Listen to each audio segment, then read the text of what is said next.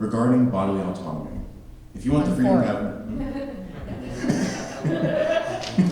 I'll take question at the time. I'm sorry, I didn't mean to cut you off, Parker.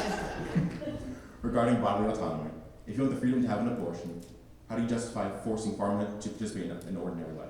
I'm sorry. If in supporting, how do you just farming? Wow. That's okay, start over. The question was really asking if you supported abortion. Yes. Which you answered you did. And what will you do to at least, in Piscataway, making sure there's resources for you or people who are having unexpected pregnancy they can go to seeking health care?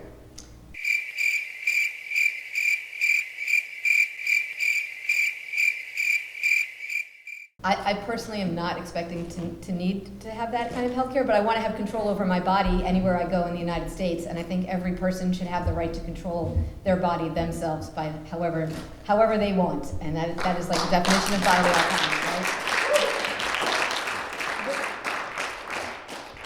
Women and people who can get pregnant are under attack and at very real risk of death. I mean, what we've seen in Texas, what we've seen in what's under consideration in Idaho is terrifying.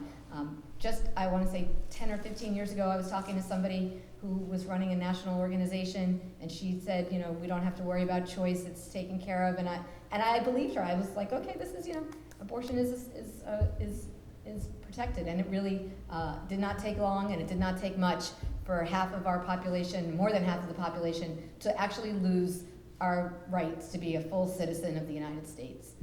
And that is terrifying to me, and I will do whatever we need to do, including, working with Rutgers and working with the hospitals that provide abortions and working with healthcare providers in our community to make sure that women and people who need access to abortion services get them without apology and without shame. It's a healthcare procedure. We don't shame people for getting, a kidney transplant. We don't shame people for getting a blood transfusion. Women and people who get pregnant have the right to have the healthcare services that they need, period, full stop.